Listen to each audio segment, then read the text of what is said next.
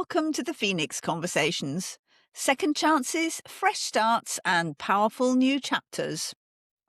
I'm Lucy Macara, author, speaker, and entrepreneur, and each week I talk to men and women who've lived through turning points and come out brighter on the other side.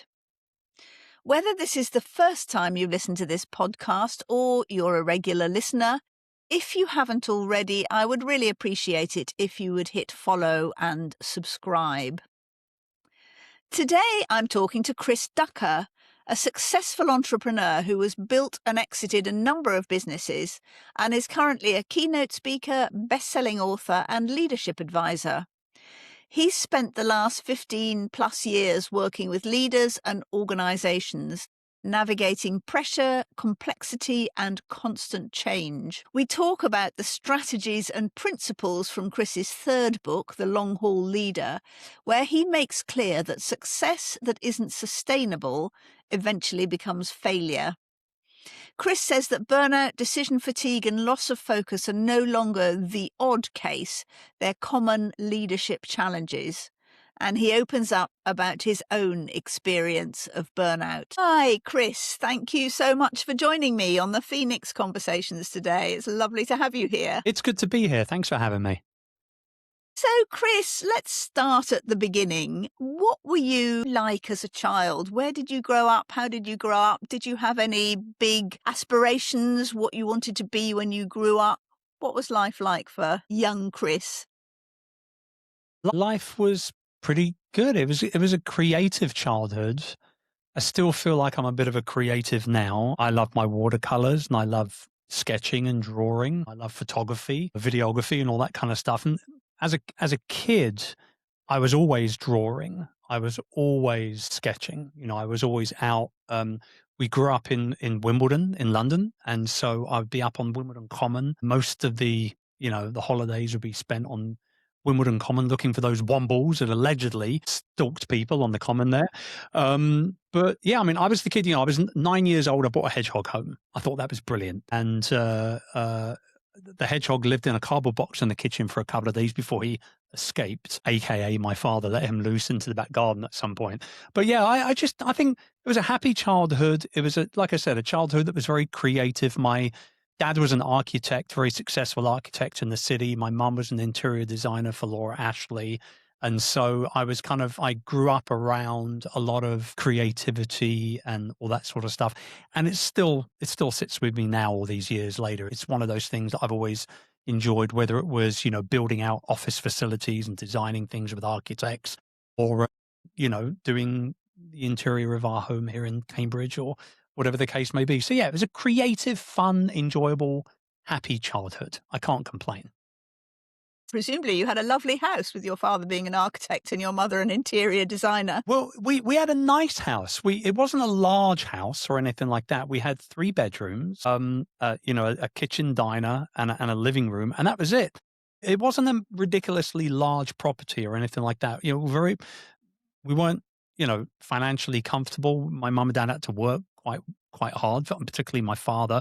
In fact, he spent a lot of the 80s out in Saudi and Riyadh working over there as an architect as well. But we never wanted for anything. Everything within reason was available to us because of the work that mum and dad put into it. And I say we, me and my brother. But yeah, it was a nice family home. It wasn't a huge place or anything like that. So what was your first experience of work then? Where did you find yourself when you became an adult? Yeah, I mean, as a teen, I was always making money. Like as a teen, I always wanted to make money. I had a paper round. In fact, actually, I had 2 paper rounds. I had a morning round, which I do the dailies, and then I had a weekly for the local rag, for the Guardian. That I would do. I think every Wednesday or Thursday night after school or whatever. So, paper boy times 2 on a Sunday morning. I would actually go in and I would clean the Conservative Party social club, just not too far from me. And I got paid on, or whatever it was, 20 quid a week or something to, empty the ashtrays on a Sunday morning and all that kind of stuff. So I was always kind of, washing cars and walking dogs. I did all that stuff, as a teen. I was always kind of interested in going out and earning money and saving money and everything. Going into my 20s, I mean, I'm a sales guy.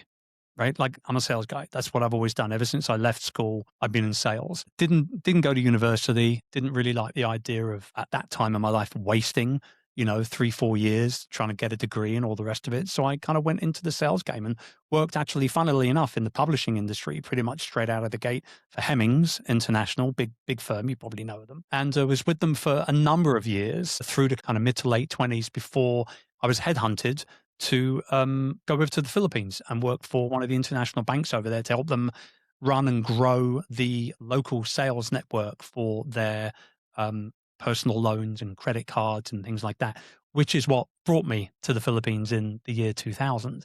So, fast forward 2018, eventually came back to the UK.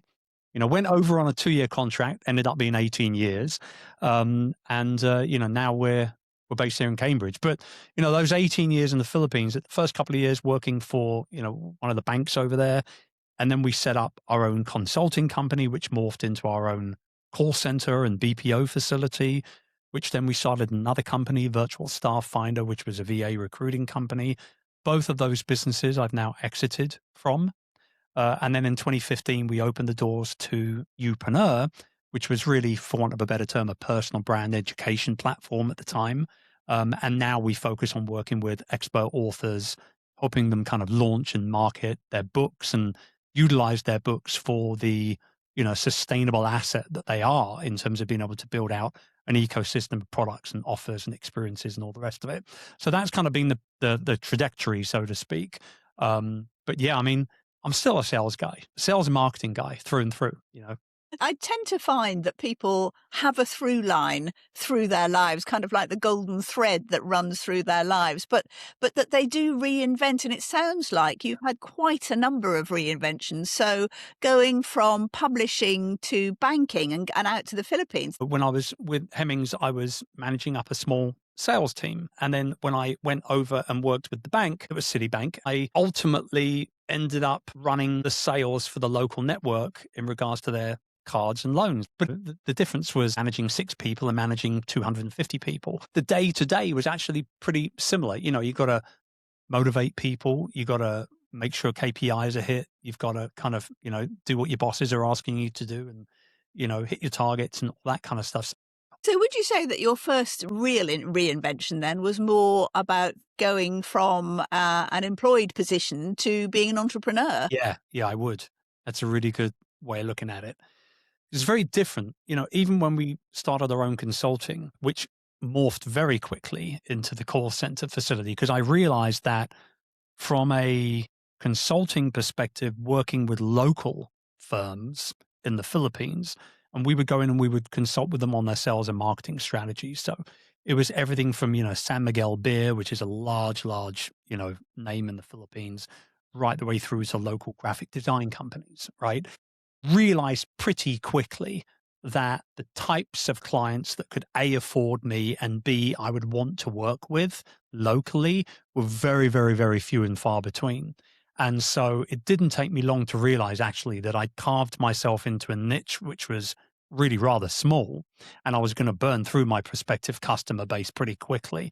And so we had to reinvent pretty much instantly. Like within 6 to 9 months or so, we realized the bigger play was actually going after the international market. And that's where the BPO world came in, or the business process outsourcing world comes into play. So when you think about these big call centers, for Amazon and, all the banks and, all that sort of stuff, doing all the customer support, chat support, even outbound lead generation, telemarketing, that kind of stuff.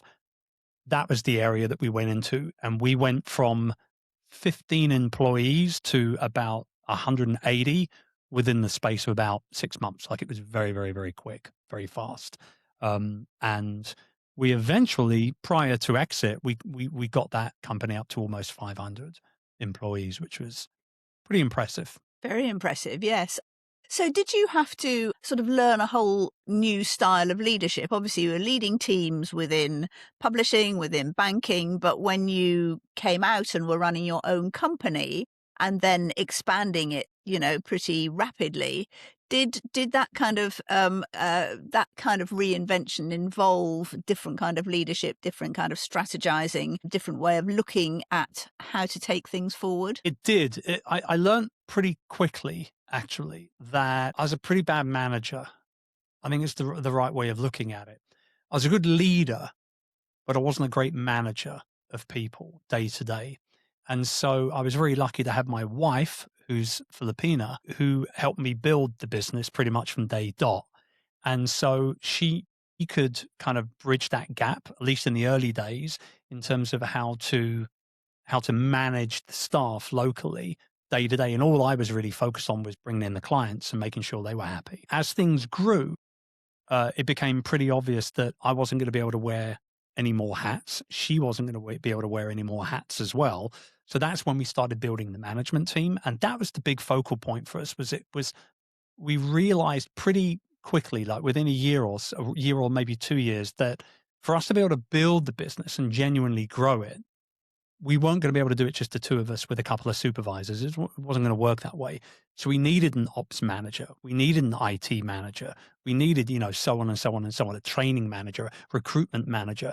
And that's where we went. Year 2 was the big year. Year 2 going into year 3, that sort of 12 to 18 months was really pivotal because it allowed us to be able to understand that actually we could grow a lot faster and a lot better if we got the heck out of the way and bring in other people to do the heavy lifting for us. And that's really when we started delegate. Like I became like a delegating ninja. Like I didn't want to do any work. I was like, hire somebody to do that. I don't want to do that kind of thing.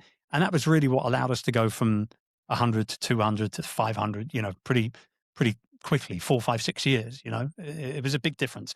But I think that overall, like even at the very height of what we were doing, which would have been, 2016, 2017 was kind of the height of the business, so to speak, in terms of revenue and growth and everything. I think, maybe on a daily basis, Lucy, I was talking to maybe no more than 6 people in the organization. Maybe not even that on some days. That was the sweet spot. That was the sweet spot. You talk to one person who would then talk to 4 people, another person that would talk to another 8 people kind of thing. And that was the way that we realized that actually it was much better if we just weren't involved all that much at all. And we just let other people do their jobs at the end of the day, So it wasn't so much kind of a personal reinvention, but it was definitely a role reinvention, if you like, that you learnt how Oh, to yeah. be Yeah. I a mean, different kind of manager. yeah. I mean, I realized at one point in the first kind of 18 months or so, I was walking around. I remember I kind of often think about this and chuckle to myself. I was walking around our server room and I was seeing all these hard drives and servers and these flashing lights and switches and all the rest of it. It's a relatively small room. And I remember saying to myself out loud, Ducker, what the hell are you doing walking around here acting like you know what all these lights mean, these cables do? Like you've got no idea what's going on. And that was kind of the turning point. I was like, I need an IT director because I had no idea. I had no right being in that room. And so when you're wearing all these different hats, and at the same time, I was training, I was helping with hiring, I was marketing, I was selling, it becomes pretty evident pretty quickly that even if you can do a lot of the things that need to be done, doesn't mean that you should be doing them all. And it takes me back to an analogy that I often use when it comes to similar situations that I learned when I was learning how to drive. And my driving instructor, I'll never forget her now, Northern lady, her name was Vanessa. And my first kind of like 3 or 4 lessons, I kept going to kind of, 30, 32, 29, 31, 29, 30, 33, and she pulled me over and she said, okay, Chris, we need to have a quick talk. It's a speed limit, not a speed target. Just because you can do it doesn't mean that you should be doing it all the time. And I've never forgotten that. And as an entrepreneur, just because we have a million different ideas, just because there is all this tech out there, AI, et cetera, that helps us to be able to activate on those ideas and execute those ideas faster and quicker than ever before, doesn't mean that we should actually be doing it all the time. And I think there's a big lesson in there, big lesson.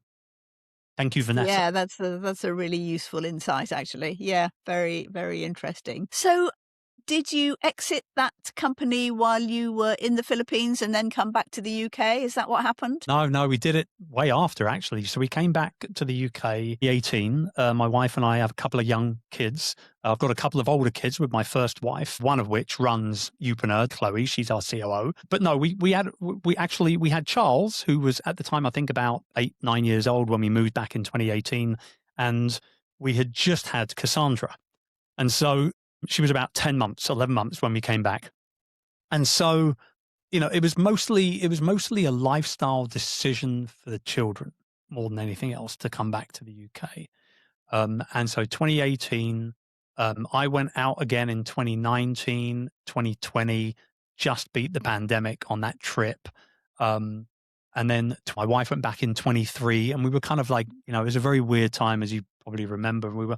Everyone was kind of navigating daily change, daily challenge. And in the Philippines, it was extremely tough because of the social distancing laws in the workspace. And because we were running a call center, you can imagine those little kiosks, right? And it went from, having a line of 10 employees to now having a line of 5 employees because we needed to leave a gap legally. And so it was hard, but we navigated it and we survived. I know many medium-sized BPO industries that went bankrupt over that period, but we survived. And I put that down to great management and great client base. Simple as that. We survived it. And then I got offered an opportunity to get out from somebody who ran a like-minded business. And it was time. It was time to move on. And that's when we exited from it. So Chris, what came next after that? I know you haven't just sat around doing nothing, having exited your business. What happened after that? Well, yeah. So at the same time, we had Virtual Staff Finder, which we started in 2010. And I exited that at the end of 2024. It was bought by an Aussie company called WorkPod, who I've known the principals for well over a decade. And they do a similar situation. They'll help you find virtual assistants in the Philippines.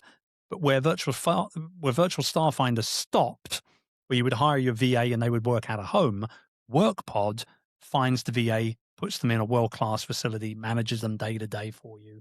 So that's that happened at the end of 2024. But instead of taking cash for that acquisition, I loved what they were doing so much, and I've known the principals for so long to know that they were legitimate guys.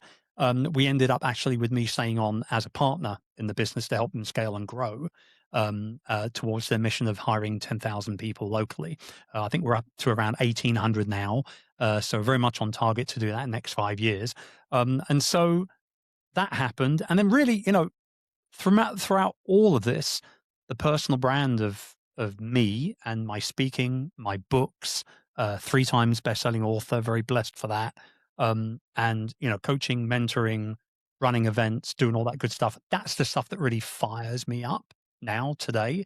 And with the 3rd book, The Long Haul Leader, coming out late 2025, the mission now is to really focus in on helping entrepreneurs and business leaders to either recover or completely avoid career burnout and focus on being around for a long time, doing what they're doing, sharing their expertise, creating more impact in the people that they're serving.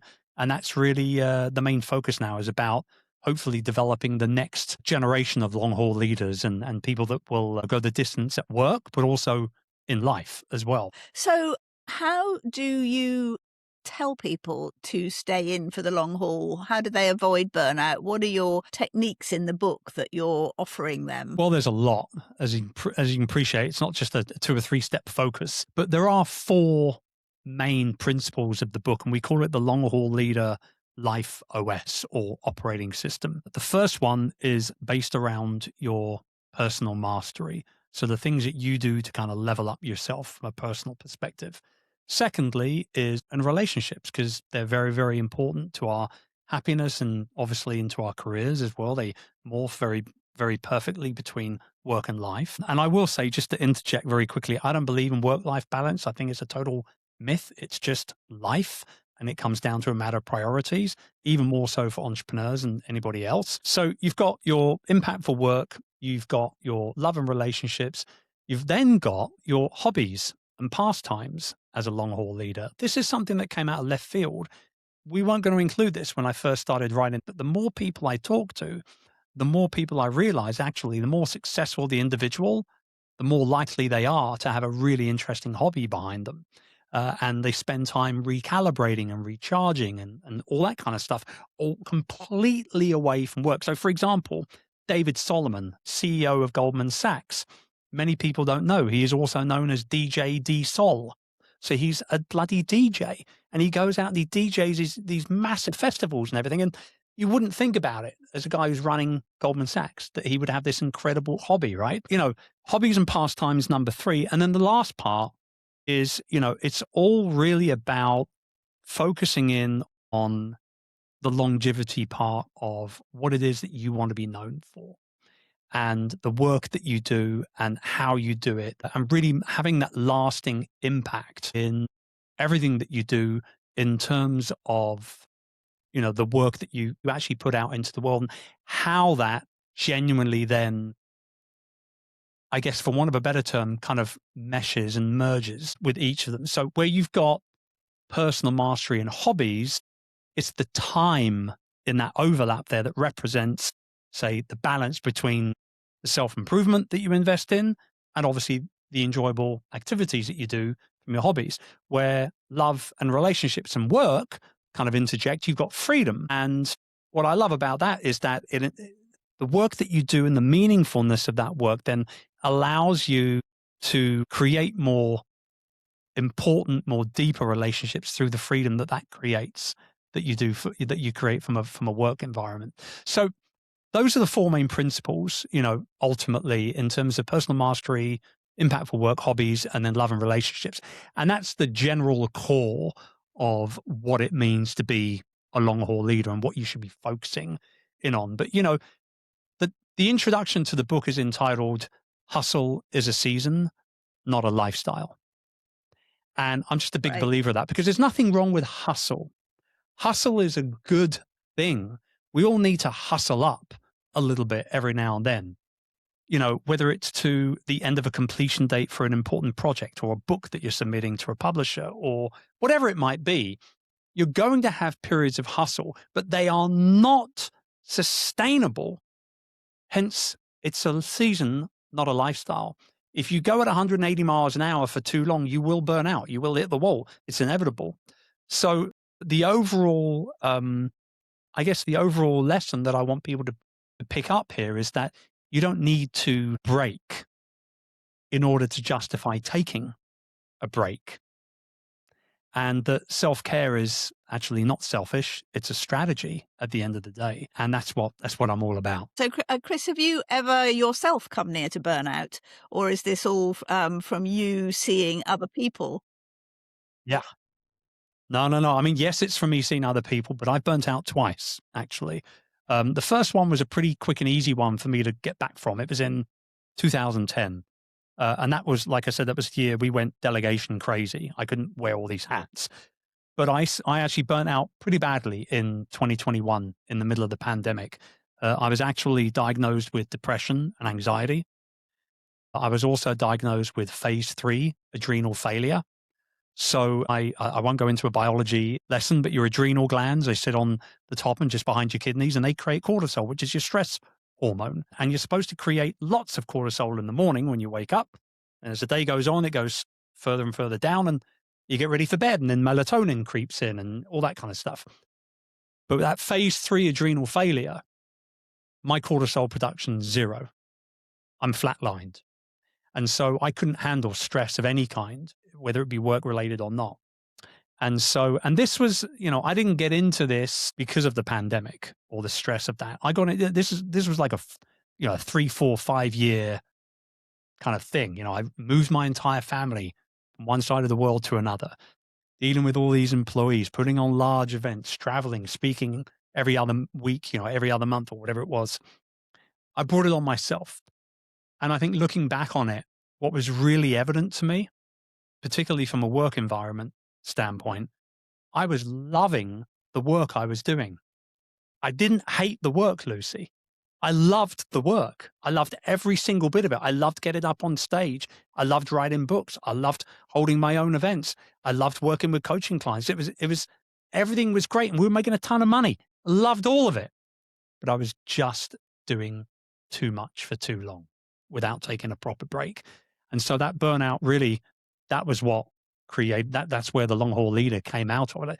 If I'm doing this, I know I've got friends that are doing this. And I'm very blessed to have a very, very strong network of individuals that I can call peers and friends. And I started reaching out to a lot of them, some big names, people you will know, no doubt. And I can tell you they were all feeling the same way in 2021. A lot of them were anyway. And so that's where the book came out. I said, well, if I'm feeling it, other people are feeling it. There's got to be a whole bunch of us out there that aren't talking about these things. And I think from a mental health standpoint,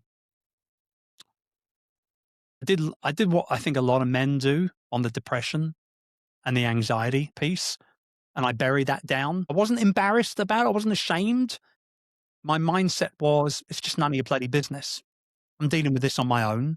It's none of your business. I can take care of it. And not even my wife knew until I'd already been on antidepressants for a couple of months. And she eventually found them and she was like, what the heck?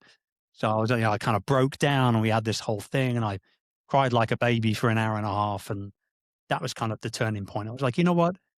She's right. I shouldn't have hidden it from her. Shouldn't hide it from my kids, my adult kids and my younger kids. And actually I shouldn't be hiding it at all. And that's why I was so open in the book talking about it. And I've been so open talking about it since. And it's actually been a bit of a revelation. I almost feel like I'm a completely different. I don't know whether you've ever felt like this while writing books or working with other authors, of which I know you've worked with dozens.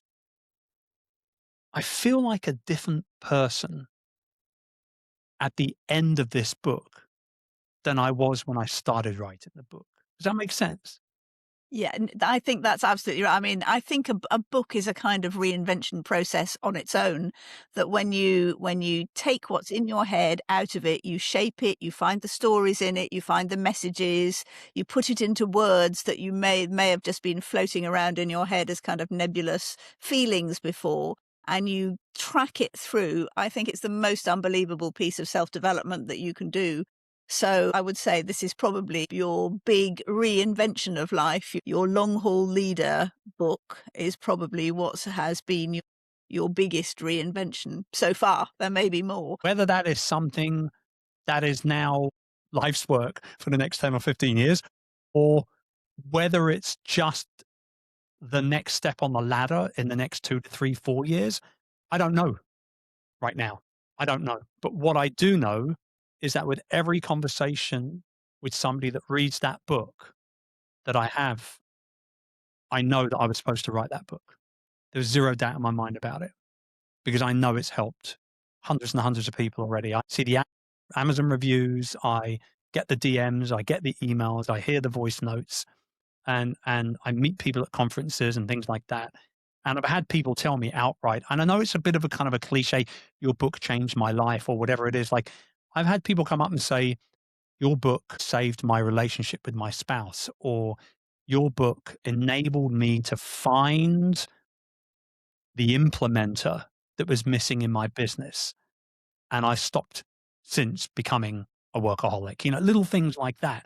I think that is, I know I was supposed to write this book. There's zero doubt in my mind. Yeah, I think when you get responses like that from your book or from what you're saying, it just reaffirms that that is your mission for the moment. That is what you're here to do, and you are saving lives and helping lives, and it's kind of all about significance, really. You don't need any more success. You have now moved into what I call the significance phase. Now, I want to point on that very, very quickly.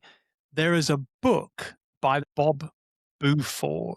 Buford. It's called Halftime. And he talks in the book about, and you said 2 words, significance and success. He talks about them, and I think it's even the subtitle of the book. He talks about how to go from success to significance in the second act, the second part of your life and your career.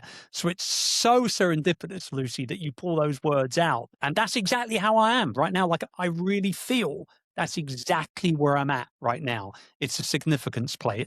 It's coming from a place of servitude now, I think, more than anything else. Yeah, that's really impressive, Chris. So, Chris, just to finish up, if there is somebody out there who is about to go through change, or perhaps is approaching, feels the sort of twinges of burnout coming on them, whatever, something needs to change, what advice would you give them? Well, I think from an overarching standpoint, if you feel like burnout has hit you already or it's around the corner, and for a lot of entrepreneurs, very specifically, it is. It is like it's an epidemic. I think I read a survey. I believe it might have been in Forbes, possibly in America, as part of the research. It was something like 78% of leaders, business leaders, felt burnt out in their careers, which is a massive, massive Is. percentile, no matter what way you cut it. And I think the one really important thing that I did was I got blood work done. And that was a big thing because burnout is, yes, it's mental. It definitely is mental, but it's actually a lot more physical than most people think it is. It could be anything from, vitamin deficiencies, hormone imbalances, whatever the case may be. And I ended up working with a naturopathic doctor and a clinical dietitian to kind of try and help me kind of get back on the road to recovery as part of that burnout recovery. And we did blood work. And it showed me a lot of imbalances in my body. We did gut work as well. 80% of your immune system lives in your gut. A lot of people don't know this. So if your gut microbiome is in bad shape, the chances are you'll run down. You're going to be getting colds and flus more regularly and things like that. So I think, if you feel like burnout is on you or it's around the corner, like don't discount the physicality of what it can do to you and your body. Like, get some blood work done. If you can afford it, hire someone to help you figure out what's going on internally and how to get yourself kind of balanced. I still now, just so you know, 4 years on, I still have blood work done every quarter.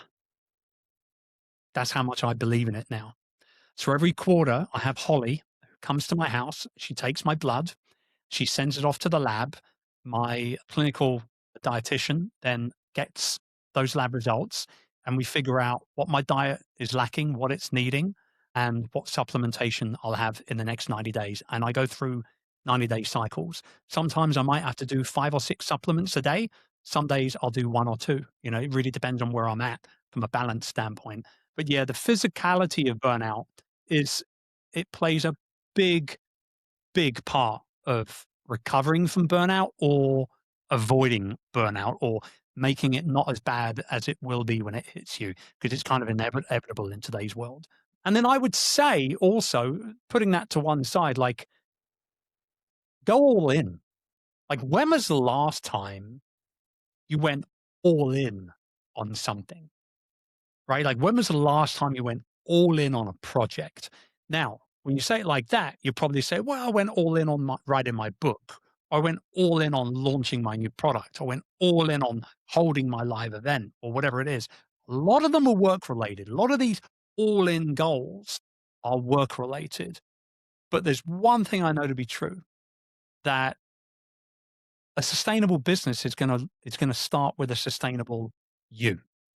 So your habits, your boundaries, your energy levels, all of those things are ultimately at the very foundation of your success overall, right? So if you're going to go all in on something, then go all in on you. Double down on you. And that's what I would suggest people do. Oh, that's brilliant advice. Very practical and really insightful.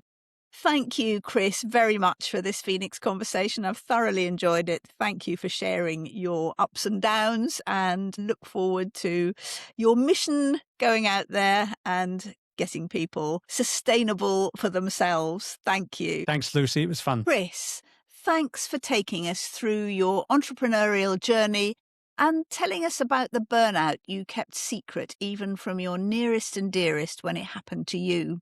Your book and your mission to stop this happening to others is an important, indeed significant one. And for more inspiring reinvention stories, follow and subscribe now to the Phoenix Conversations on Spotify, Apple, or YouTube, or maybe all three. You can connect with me on Substack, YouTube, LinkedIn, Instagram, TikTok, Facebook, and X. My unspellable and unpronounceable name means I am the only Lucy Macara on the internet, and I'd love to hear your reinvention story. I look forward to seeing you on the next episode.